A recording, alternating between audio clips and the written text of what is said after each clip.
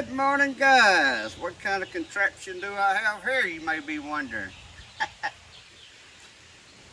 Guys, I was at the computer the other night and I've been looking at different tractor attachments. I got me a grapple for my tractor. First I got my hydraulics on, got my grapple. But then I come across these hydraulic saws that you can use on your front end loader to reach up high. But them things cost so much, and smaller tractors like this, the gallons per minute on the hydraulic flow ain't enough to run them. Well, then I come across this other little contraption. I'll pop a picture up here if somebody sells, and it runs off of a gasoline motor. I said, you know what, I think I got enough stuff in my scrap yard to just about build me a single blade one of them. So I got up the next morning and that's what I did. I went to work. All this is pretty much built out of scrap stuff out of the scrap pile. Now I have done already used this and tested it, because when I was in the testing phase I had this on my forks, so where I could just use it with my forks, but I liked it so much. Plus I had this quick attach skid steer plate.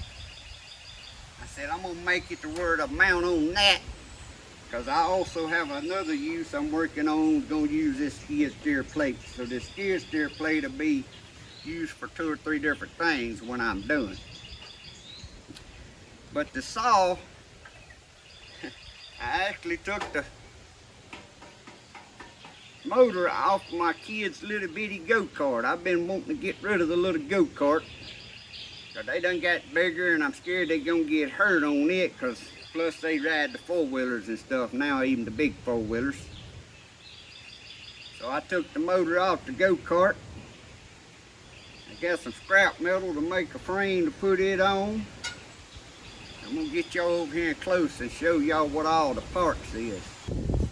We're gonna start with the main components first that you would need. That's a motor, a centrifugal clutch, which I'm using a belt style, so I got one with the pulley on it instead of the like was on the go-kart with a chain sprocket. You're gonna need a saw blade, which I had a 12-inch saw blade off a radial arm saw I tested with, and after I figured out this worked so good, I ordered this 16-inch saw blade.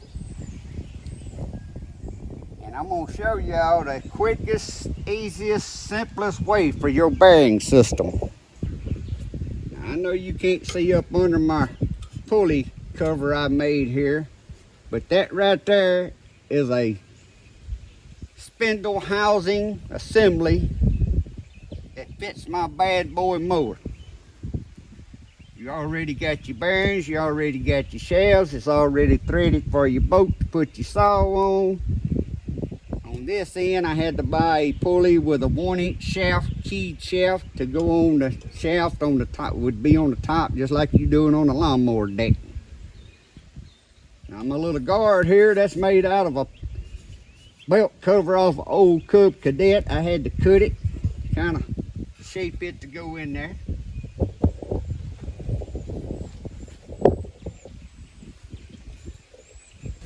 My blade guard here and the motor guard here, y'all can see that was one piece, but I made 2 pieces out of it. That is the shield that's on the back of a rotary rear tine tiller.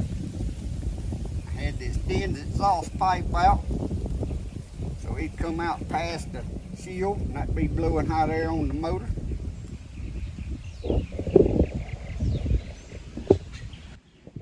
And as far as the shield here, that's just a piece of metal, and them shields off them tillers is pretty good steel anyway.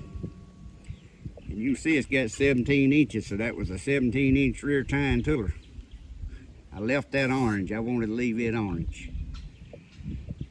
But just got that braced up good.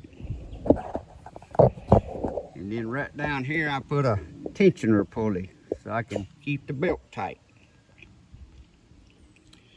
Now I may If I have trouble, I could put a little shield over the belt here and under the bottom, but at this time I ain't had no trouble. But after using it and testing it a little bit, like I said, I was using it with my forks on the tractor, and I had it set up where I could just run one fork through up under here. Now this is a safety chain I had on there when the forks was on there, that way I couldn't dump it off the forks.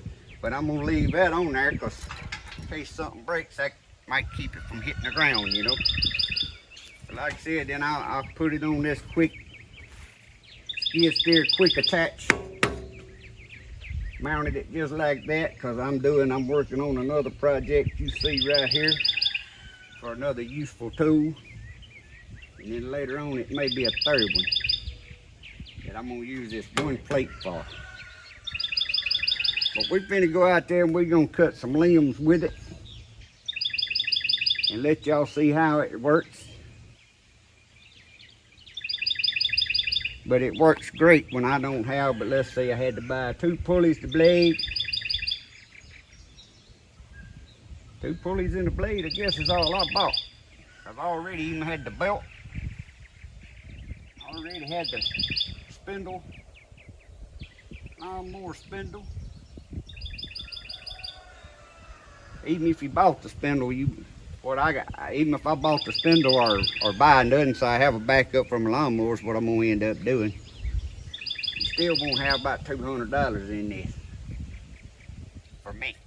So let's go out here and see if we can cut some limbs with it. It looks like it's finna rain. Y'all can see the pile of limbs where I done been testing, and then I pushed them up in the pile. But we're gonna go out there and find us a couple of limbs on a tree.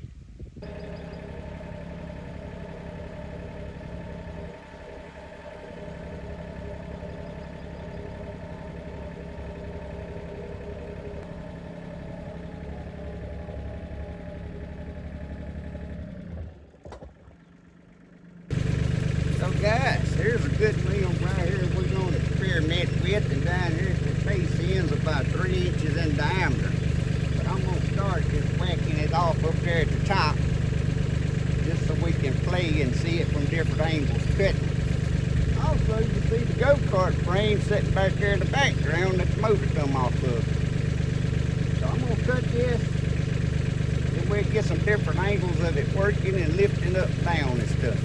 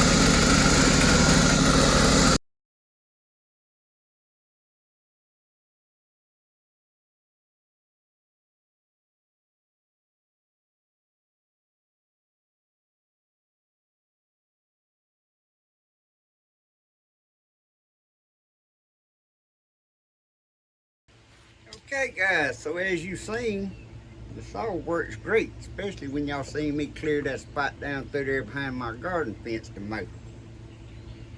Didn't have a bit of trouble. Now when I got my welder and tools out, I'm gonna put a brace from right here on a 45, and it ain't gonna be fastened to this plate, but it's gonna be so when it's hooked up and the pin's through here, any kind of downforce it would hit this plate, but that's a lot of weight out here.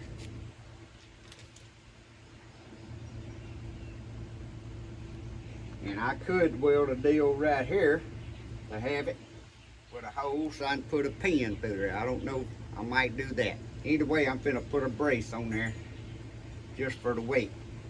Also, when I was over there cutting a couple limbs for my neighbor, he was asking me what I had plans there for, and I was telling him, and he said, well, I got one of them I picked up on the road you can have. So now I'm going and weld this in there.